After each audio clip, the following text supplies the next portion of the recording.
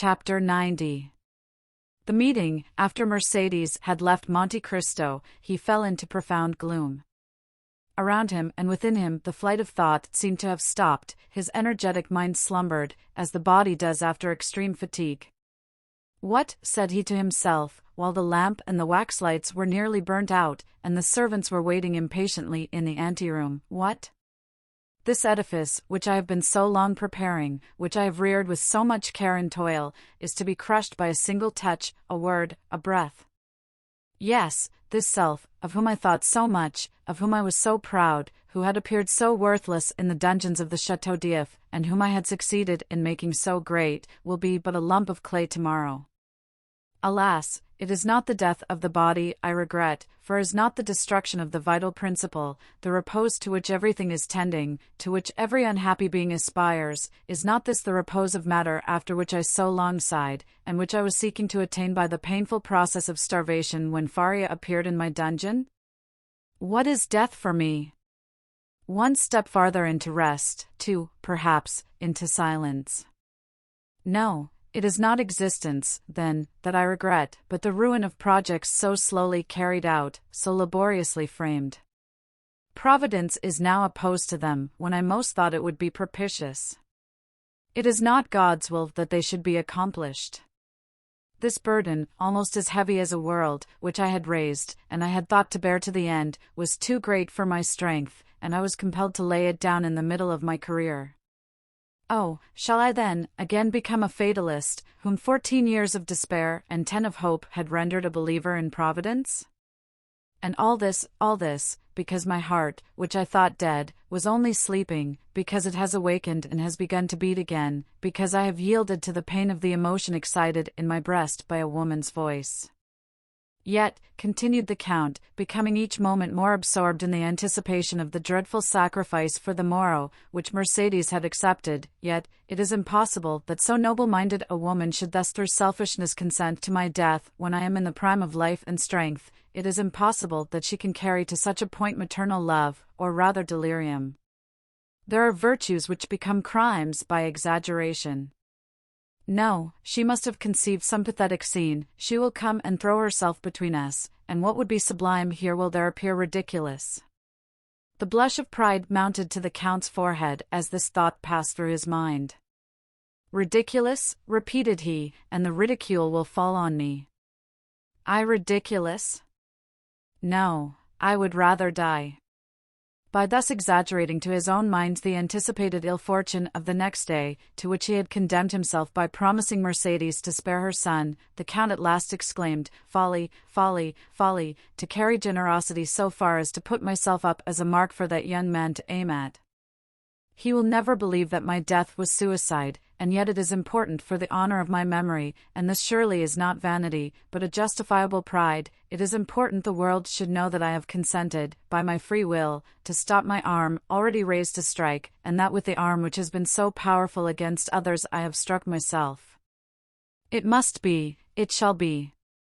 Seizing a pen, he drew a paper from a secret drawer in his desk, and wrote at the bottom of the document, which was no other than his will, made since his arrival in Paris, a sort of codicil, clearly explaining the nature of his death.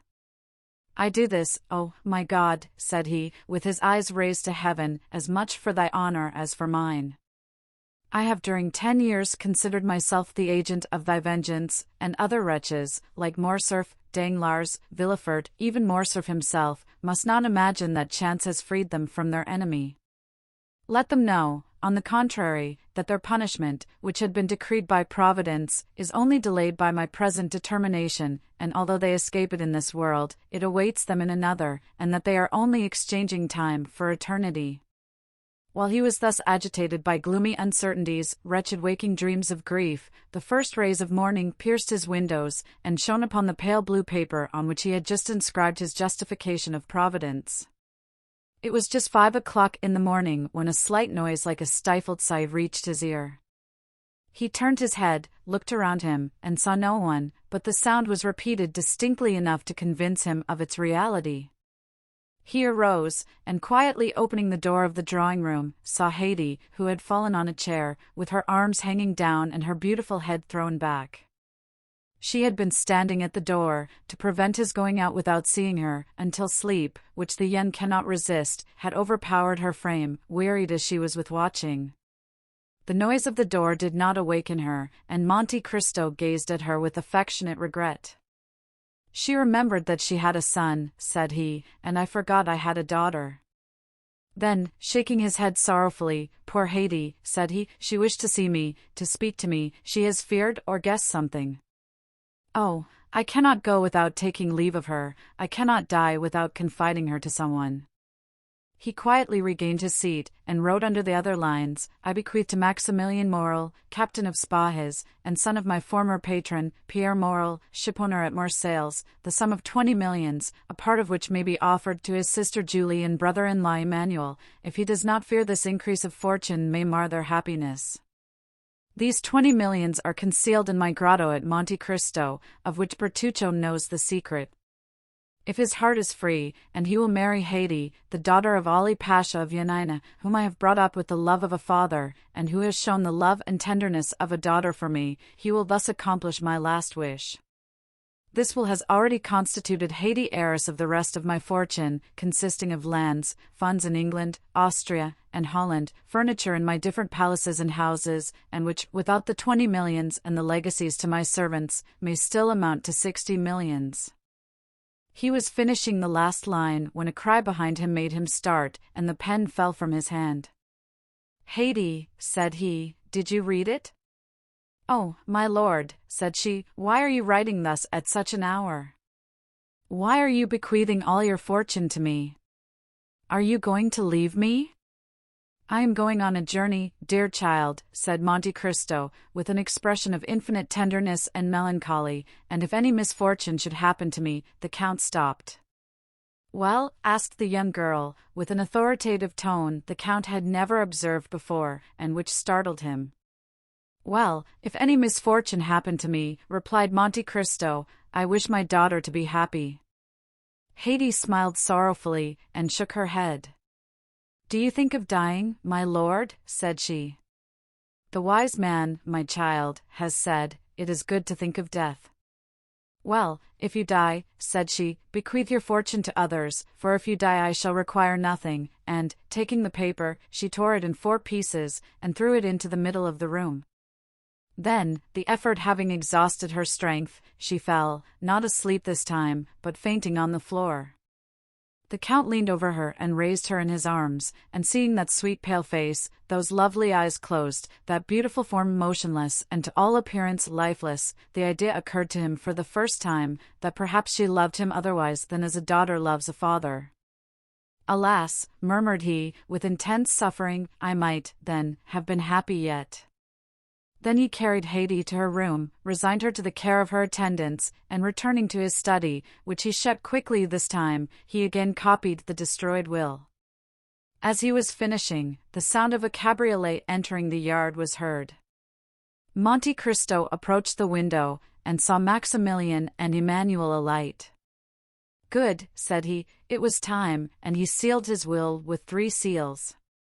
A moment afterwards he heard a noise in the drawing-room, and went to open the door himself.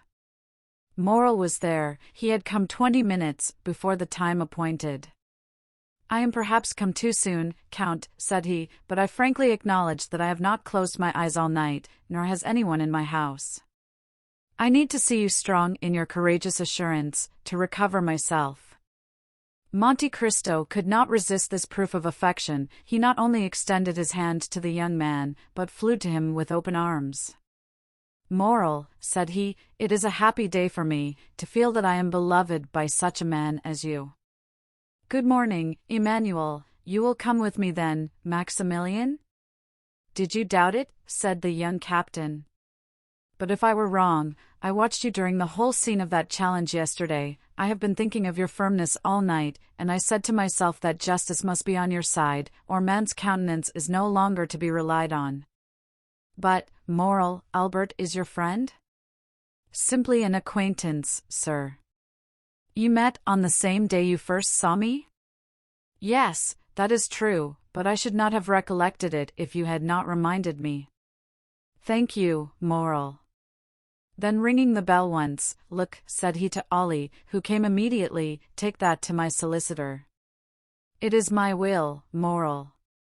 When I am dead, you will go and examine it." "What," said Moral, "you dead?" "Yes, must I not be prepared for everything, dear friend? But what did you do yesterday after you left me?" "I went to Tortoni's, where, as I expected, I found Beauchamp and Chateaurenaud. I own I was seeking them." "Why, when all was arranged?" "Listen, Count, the affair is serious and unavoidable." "Did you doubt it?" "No, the offense was public, and everyone is already talking of it." "Well, I hope to get an exchange of arms, to substitute the sword for the pistol. The pistol is blind." "Have you succeeded?" asked Monte Cristo quickly, with an imperceptible gleam of hope. "No, for your skill with the sword is so well known." "Ah, who has betrayed me?" "The skillful swordsman whom you have conquered." "And you failed?" "They positively refused." "Moral," said the Count, "have you ever seen me fire a pistol?" "Never." "Well, we have time, look." Monte Cristo took the pistols he held in his hand when Mercédès entered, and fixing an ace of clubs against the iron plate, with 4 shots he successively shot off the 4 sides of the club. At each shot, Moral turned pale. He examined the bullets with which Monte Cristo performed this dexterous feat, and saw that they were no larger than buckshot. "It is astonishing," said he. "Look, Emmanuel." Then turning towards Monte Cristo, "Count," said he, "in the name of all that is dear to you, I entreat you not to kill Albert. The unhappy youth has a mother." "You are right," said Monte Cristo, "and I have none." These words were uttered in a tone which made Moral shudder. "You are the offended party, Count." "Doubtless, what does that imply?" "That you will fire first." "I fire first?" "Oh, I obtained, or rather claimed that, we had conceded enough for them to yield us that." "And at what distance?" 20 paces. A smile of terrible import passed over the Count's lips. "Moral," said he, "do not forget what you have just seen. The only chance for Albert's safety, then, will arise from your emotion." "I suffer from emotion," said Monte Cristo. "Or from your generosity, my friend. To so good a marksman as you are, I may say what would appear absurd to another." "What is that?" "Break his arm, wound him, but do not kill him." "I will tell you, Moral," said the Count, "that I do not need entreating to spare the life of M. de Morcerf. He shall be so well spared, that he will return quietly with his 2 friends, while and you?" "That will be another thing, I shall be brought home." "No, no," cried Maximilian, quite unable to restrain his feelings. "As I told you, my dear Moral, M. de Morcerf will kill me." Moral looked at him in utter amazement. "But what has happened, then, since last evening, Count?" "The same thing that happened to Brutus the night before the Battle of Philippi. I have seen a ghost. And that ghost told me, Moral, that I had lived long enough." Maximilian and Emmanuel looked at each other. Monte Cristo drew out his watch. "Let us go," said he, "it is 5 minutes past 7, and the appointment was for 8 o'clock.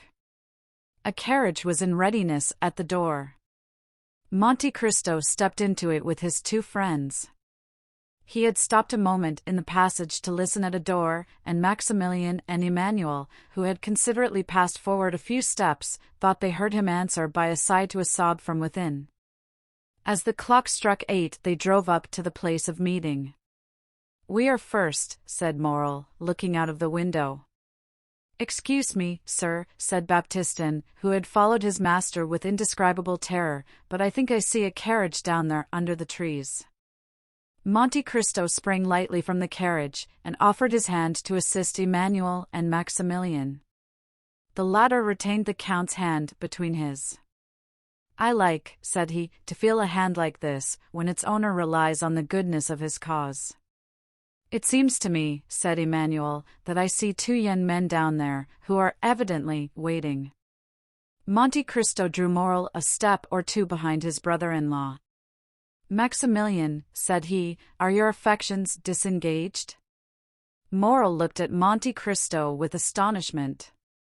I do not seek your confidence, my dear friend. I only ask you a simple question, answer it, that is all I require. I love a young girl, Count. Do you love her much? More than my life. Another hope defeated, said the Count. Then, with a sigh, poor Haydée, murmured he. To tell the truth, Count, if I knew less of you, I should think that you were less brave than you are. Because I sigh when thinking of someone I am leaving? Come, Morel, it is not like a soldier to be so bad a judge of courage. Do I regret life? What is it to me, who have passed 20 years between life and death? Moreover, do not alarm yourself, Morel, this weakness, if it is such, is betrayed to you alone. I know the world is a drawing-room, from which we must retire politely and honestly, that is, with a bow, and our debts of honor paid. That is to the purpose. Have you brought your arms? Aye, what for? I hope these gentlemen have theirs. I will inquire, said Morel. Do, but make no treaty, you understand me? You need not fear. Morel advanced towards Beauchamp and Chateau Renaud, who, seeing his intention, came to meet him. The three young men bowed to each other courteously, if not affably. Excuse me, gentlemen, said Morel, but I do not see M. de Morcerf. He sent us word this morning, replied Chateau Renaud, that he would meet us on the ground. Ah, said Morel. Beauchamp pulled out his watch. It is only 5 minutes past 8, said he to Morel, there is not much time lost yet. Oh, I made no illusion of that kind, replied Morel. There is a carriage coming, said Chateau Renaud. It advanced rapidly along one of the avenues leading towards the open space where they were assembled. You are doubtless provided with pistols, gentlemen? M. de Monte Cristo yields his right of using his. We had anticipated this kindness on the part of the Count, said Beauchamp, and I have brought some weapons which I bought 8 or 10 days since, thinking to want them on a similar occasion. They are quite new, and have not yet been used. Will you examine them? Oh, M. Beauchamp, if you assure me that M. de Morcerf does not know these pistols, you may readily believe that your word will be quite sufficient. Gentlemen, said Chateau Renaud, it is not Morcerf coming in that carriage, faith, it is Franz and Debray. The two young men, he announced, were indeed approaching. What chance brings you here, gentlemen? Said Chateau Renaud, shaking hands with each of them. Because, said Debray, Albert sent this morning to request us to come. Beauchamp and Chateau Renaud exchanged looks of astonishment. I think I understand his reason, said Morel. What is it? Yesterday afternoon I received a letter from M. de Morcerf begging me to attend the opera. And I, said Debray. And I also, said Franz. And we, too, added Beauchamp and Chateau Renaud. Having wished you all to witness the challenge, he now wishes you to be present at the combat. Exactly so, said the young man, you have probably guessed right. But, after all these arrangements, he does not come himself, said Chateau Renaud. Albert is 10 minutes after time. There he comes, said Beauchamp, on horseback, at full gallop, followed by a servant. How imprudent, said Chateau Renaud, to come on horseback to fight a duel with pistols, after all the instructions I had given him. And besides, said Beauchamp, with a collar above his cravat, an open coat and white waistcoat. Why has he not painted a spot upon his heart? It would have been more simple. Meanwhile Albert had arrived within 10 paces of the group formed by the 5 young men. He jumped from his horse, threw the bridle on his servant's arms, and joined them. He was pale, and his eyes were red and swollen. It was evident that he had not slept. A shade of melancholy gravity overspread his countenance, which was not natural to him.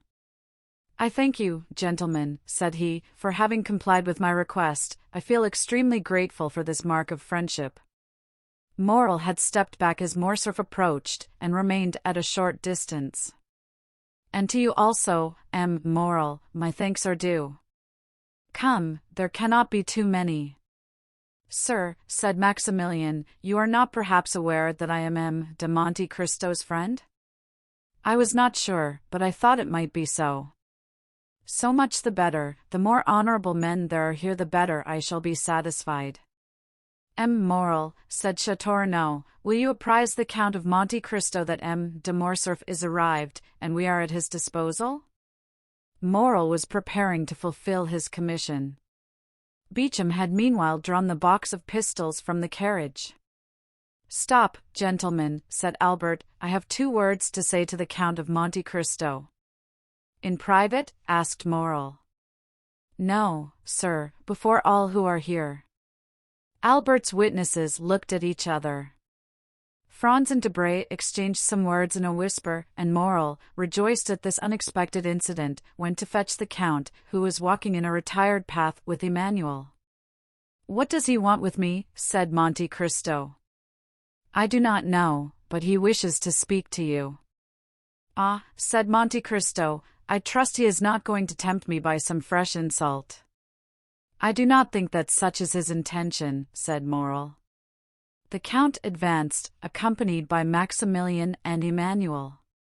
His calm and serene look formed a singular contrast to Albert's grief-stricken face, who approached also, followed by the other 4 young men. When at 3 paces distant from each other, Albert and the Count stopped. "Approach, gentlemen," said Albert. "I wish you not to lose one word of what I am about to have the honor of saying to the Count of Monte Cristo, for it must be repeated by you to all who will listen to it, strange as it may appear to you." "Proceed, sir," said the Count. "Sir," said Albert, at first with a tremulous voice, but which gradually became firmer, "I reproached you with exposing the conduct of M. de Morcerf in Epirus, for guilty as I knew he was, I thought you had no right to punish him, but I have since learned that you had that right. It is not Fernand Mondego's treachery towards Ali Pasha which induces me so readily to excuse you, but the treachery of the fisherman Fernand towards you, and the almost unheard-of miseries which were its consequences, and I say, and proclaim it publicly, that you were justified in revenging yourself on my father, and I, his son, thank you for not using greater severity." Had a thunderbolt fallen in the midst of the spectators of this unexpected scene, it would not have surprised them more than did Albert's declaration. As for Monte Cristo, his eyes slowly rose towards heaven with an expression of infinite gratitude. He could not understand how Albert's fiery nature, of which he had seen so much among the Roman bandits, had suddenly stooped to this humiliation. He recognized the influence of Mercédès, and saw why her noble heart had not opposed the sacrifice she knew beforehand would be useless. "Now, sir," said Albert, "if you think my apology sufficient, pray give me your hand. Next to the merit of infallibility which you appear to possess, I rank that of candidly acknowledging a fault. But this confession concerns me only. I acted well as a man, but you have acted better than man. An angel alone could have saved one of us from death. That angel came from heaven, if not to make us friends, which, alas, fatality renders impossible, at least to make us esteem each other." Monte Cristo, with moistened eye, heaving breast, and lips half open, extended to Albert a hand which the latter pressed with a sentiment resembling respectful fear. "Gentlemen," said he, "M. de Monte Cristo receives my apology. I had acted hastily towards him. Hasty actions are generally bad ones. Now my fault is repaired. I hope the world will not call me cowardly for acting as my conscience dictated.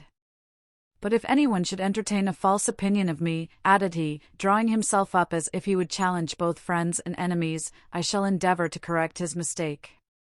"What happened during the night?" asked Beauchamp of Château Renaud. "We appear to make a very sorry figure here."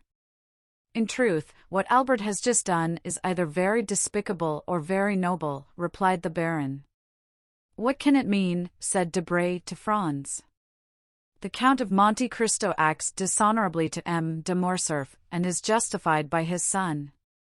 Had I 10 Yanninus in my family, I should only consider myself the more bound to fight 10 times. As for Monte Cristo, his head was bent down, his arms were powerless.